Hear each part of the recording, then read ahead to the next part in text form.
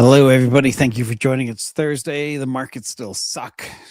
Everything is just, nothing is going anywhere. Companies have great results and they fall down. There's just no catalyst. I think it's because everybody is very concerned about this topic that we talk about every single Thursday.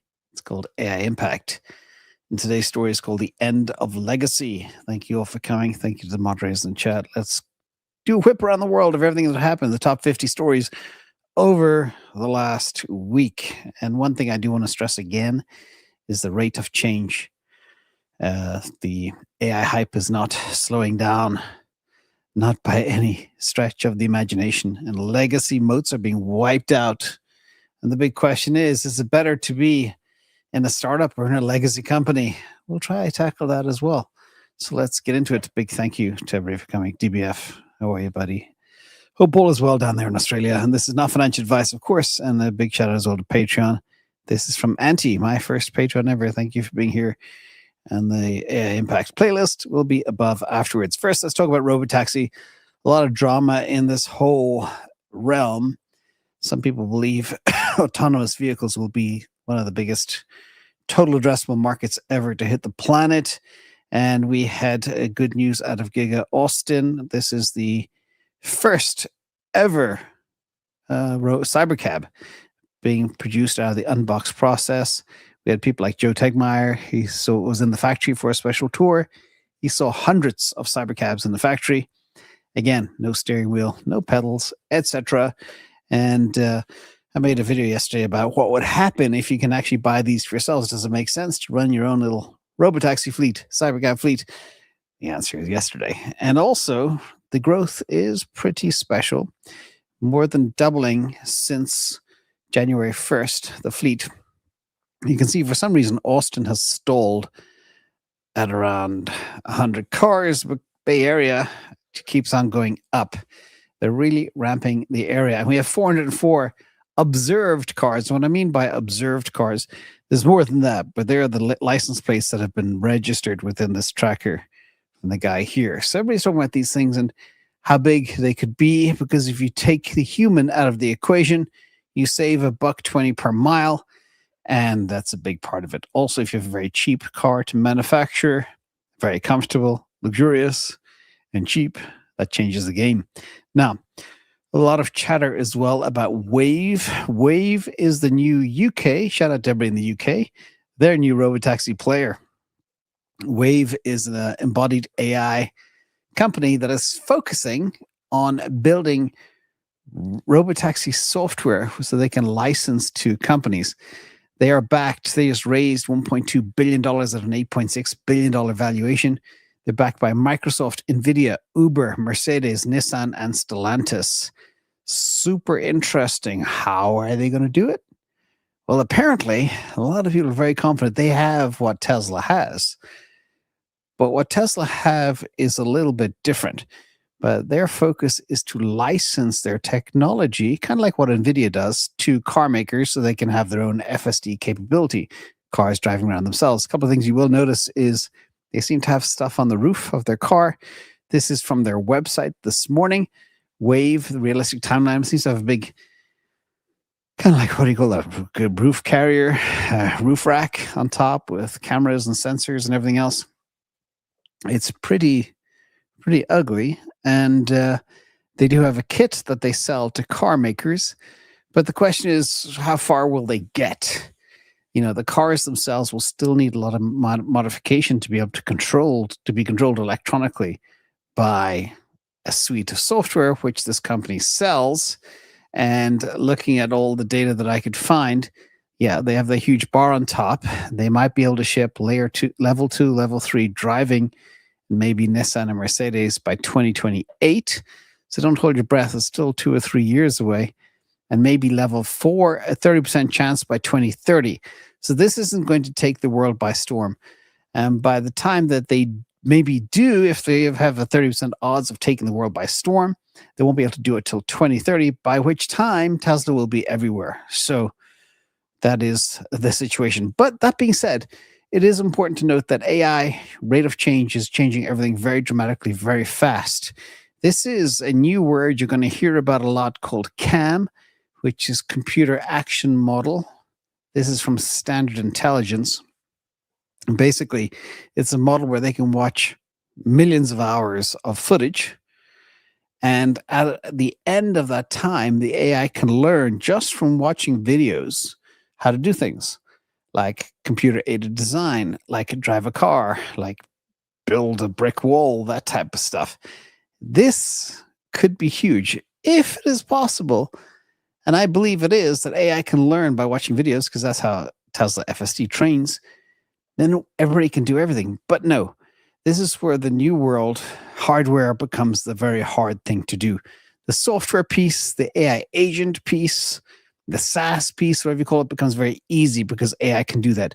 But to actually physically build the devices at scale that are vertically integrated with all the components like inference chips and sensor suite, etc., is extremely difficult. And that problem is not going away. So yeah, I do believe AI will be able to solve things like self-driving, but you're still going to need to manufacture the car. And that's still probably going to be 2029, 2030 away, if they have a chance of that. Remember, Tesla have 10 billion miles nearly under their belt, FSD miles, and there's a large march of nines of edge cases and stuff that you can't just learn from watching a million hours of video. Anyway, we'll see where all this goes. One of the other things that is happening, though, as well, there was a cool interview this week with Stephen Bartlett, and he asked Dara, the CEO of Uber, he said, what's going to happen to the 9 million Uber drivers?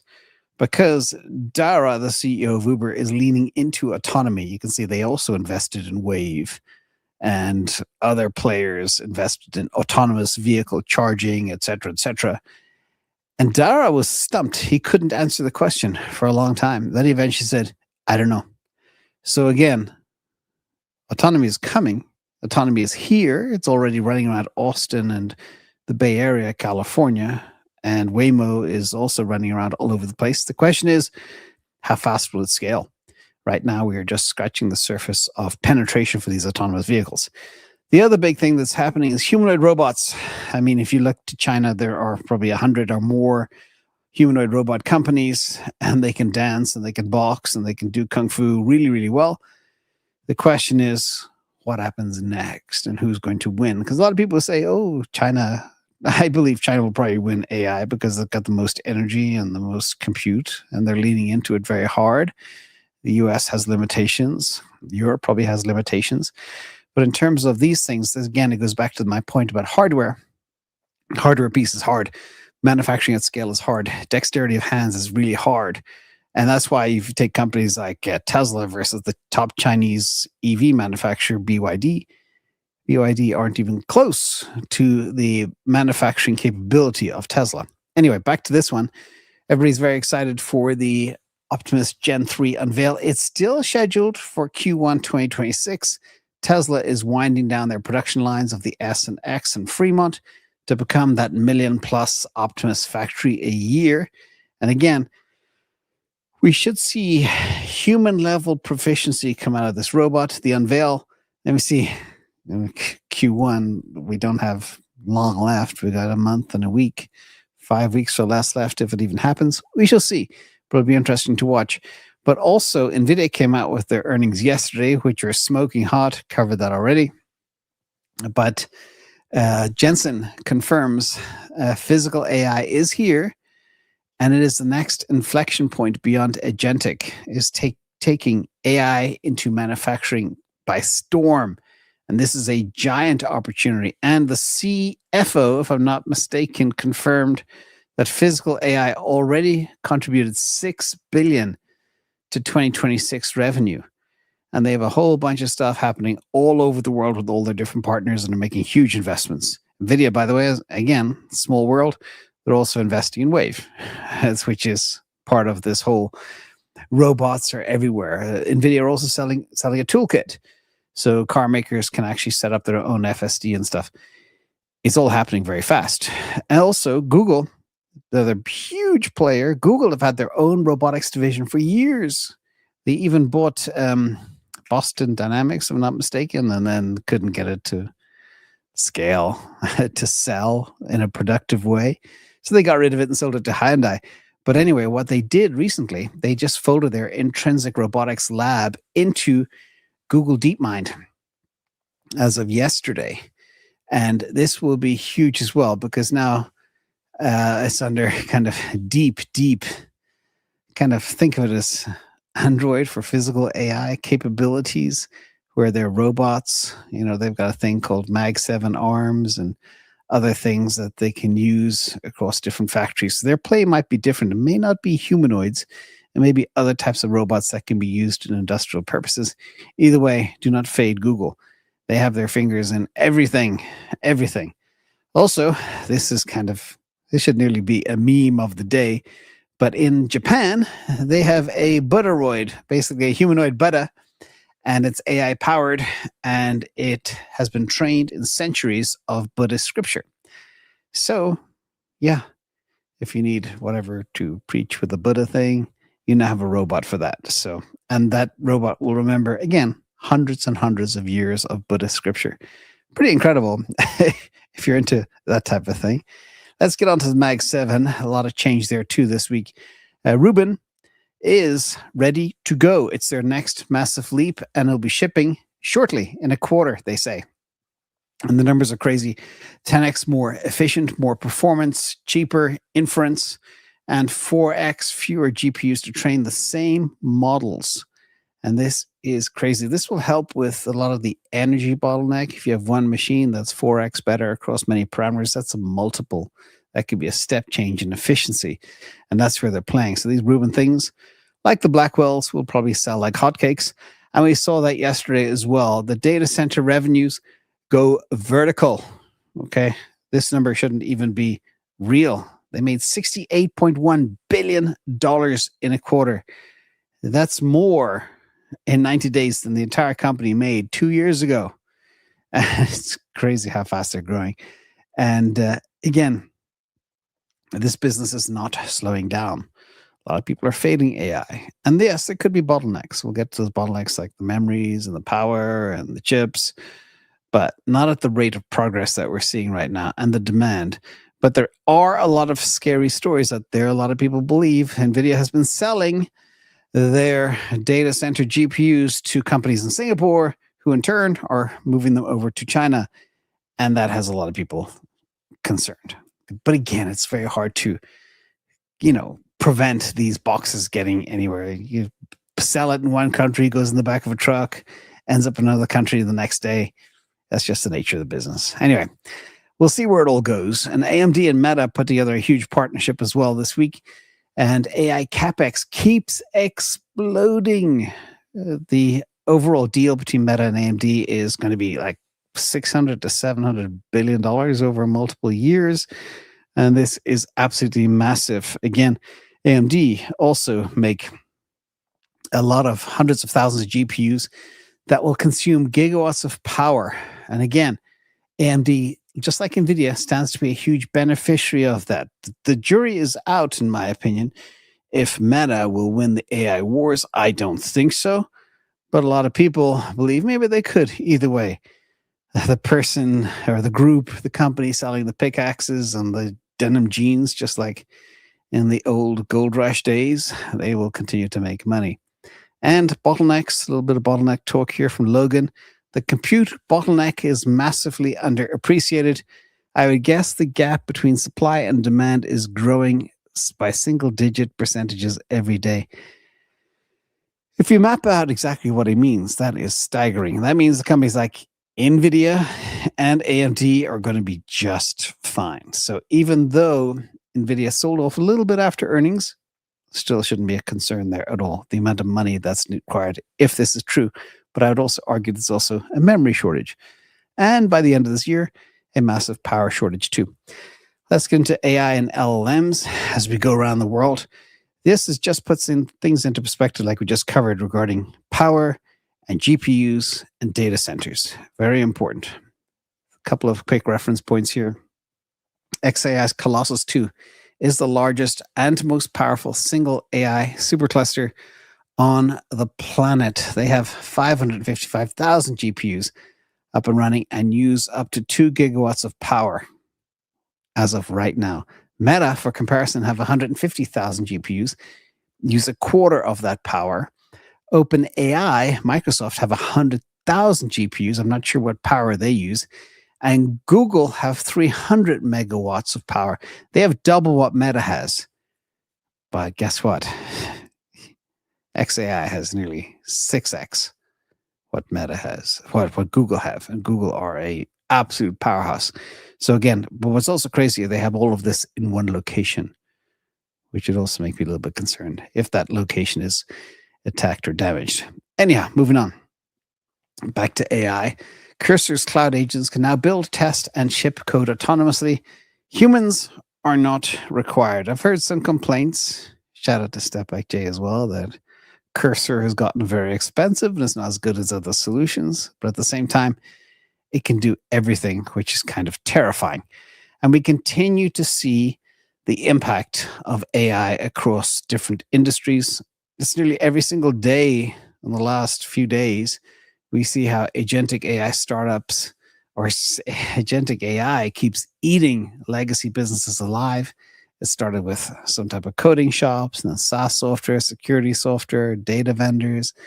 The latest is IBM and COBOL, because Anthropic's Claude said they could read COBOL and fix COBOL code. A lot of people, a lot of developers who've been in business for 70 plus years or at 70 years of age still maintaining COBOL because there are so many IBM mainframes running around that run on COBOL. And it's a bear of a language, and younger generation don't have the skills to manage it. But now AI agents can technically debug COBOL code, which is big. Next in the box, we're not sure, but other professions will come. And this is literally hammering the markets. We had a feeling Q1 2026 would be bad, but the amount of devastation is crazy. Like IBM lost $40 billion of market cap in a day just because somebody posted, oh, Anthropic can read COBOL. Boom. Crazy. Now, this is another big impact of AI from Austin Reef. He talks about his friend who works at a large private equity firm. So we just had a firm-wide meeting about how we don't need associates anymore, which is terrible because people need to get started somewhere.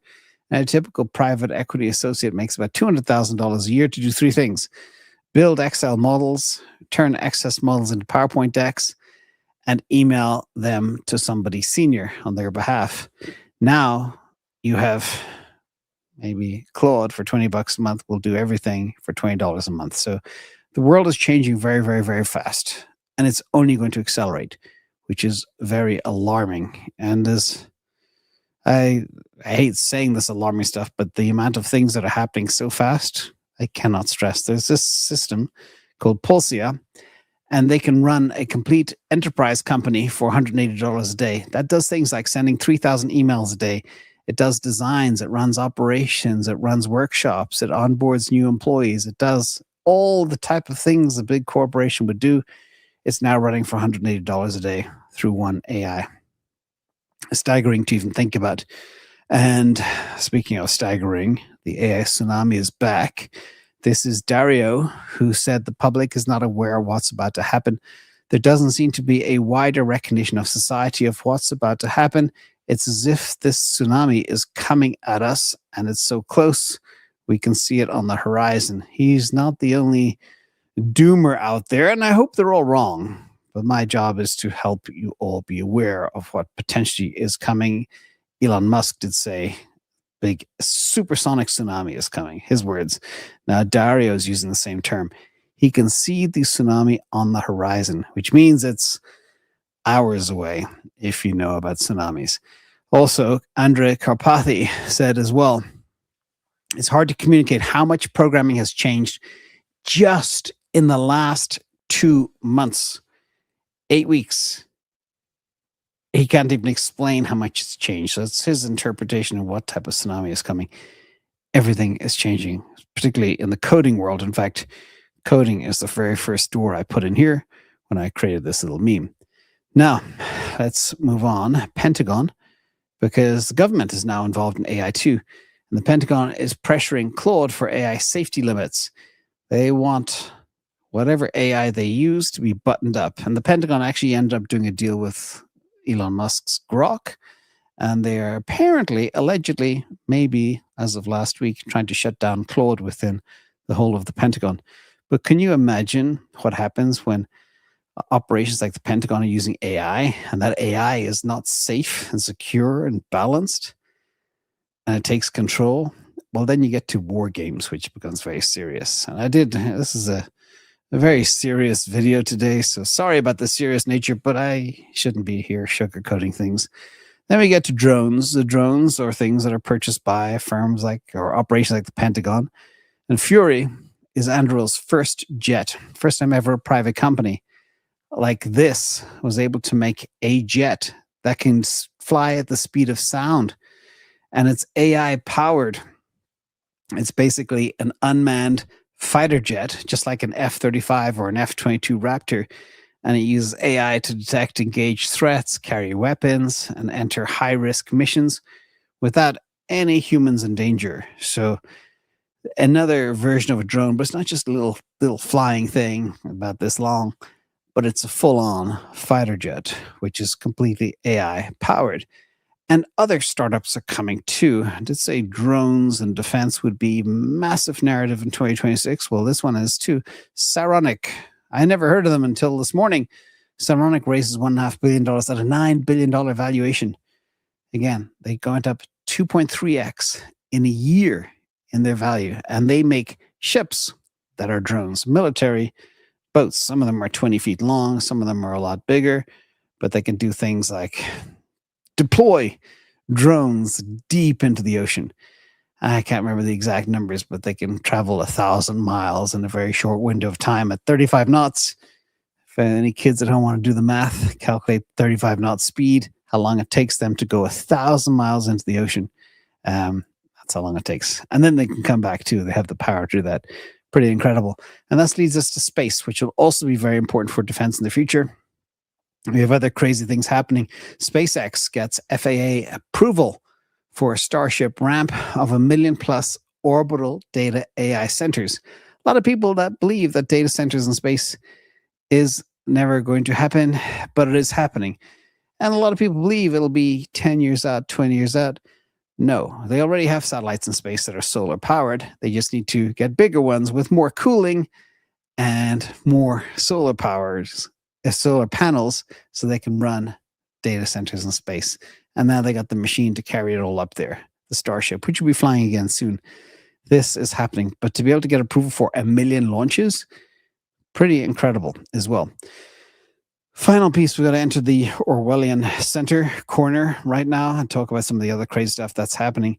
GDP is up, and the Fed's Waller, he said he's never seen this economy growing like this without jobs.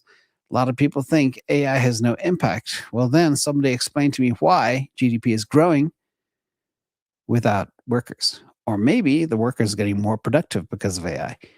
That is probably the theory that I think the US government is beginning to wake up to. And this will have a huge impact for interest rates because as productivity increases, GDP increases, deflation increases, inflation goes down, no need for high interest rates, rate cuts come down, and the market booms. All good. We shall see where it all leads. If AI is deflationary, which I believe it is.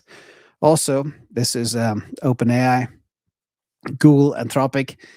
They did a simulation. You notice Grok is not on this list, but they did a simulation of what would happen in a war game type situation. And 95% of the results led to global thermonuclear war. There used to be a movie years ago called, I think it was War Games or something. Same thing.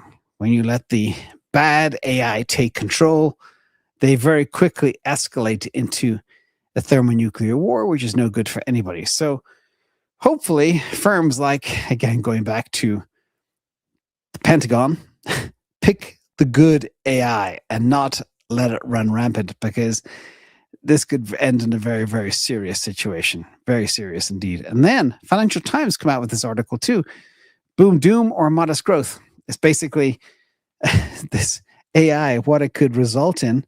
It could result in end of scarcity, infinite abundance up to the top, or we just chug along at 2%, 0.2% growth per year, or the singularity takes over and everything stops.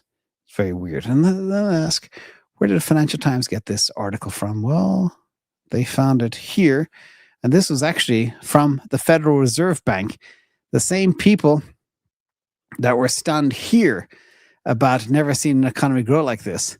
The Federal Reserve, are now aware of AI, and they're very much focused on it, and they're simulating what could happen next, which is shocking to believe. With that, I'm just going to end. It's not really a meme du jour. I've shared it once before, but I'll share it again. This is the very important thing, is how everything is changing very fast. Intelligence is going through the roof, and the cost of intelligence is going to zero.